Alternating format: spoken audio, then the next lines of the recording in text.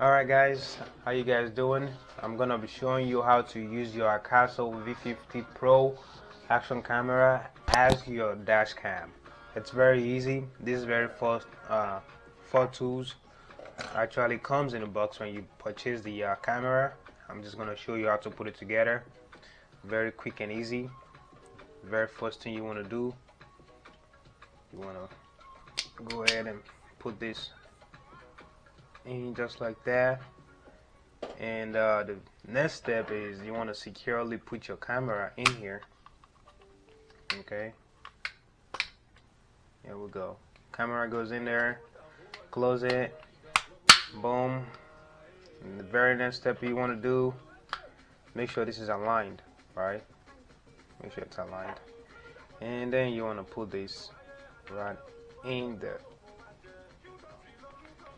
Oh, right there, screw it in all the way. And once that is in, guys, that's how easy this you can.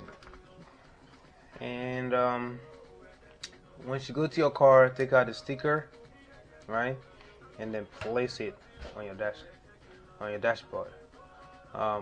That's pretty much it, but I'll show you what it looks like in my car.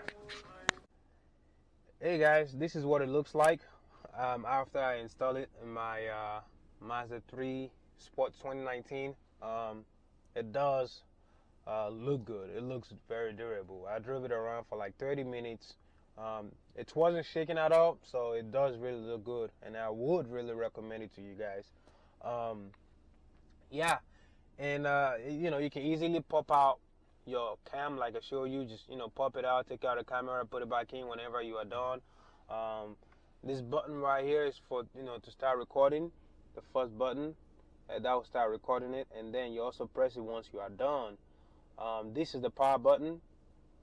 So yeah, you can power it on, power it off, and that's really what it is. If you like my video, please like my video and subscribe to my channels, because I'll be posting more amazing videos. Thank you.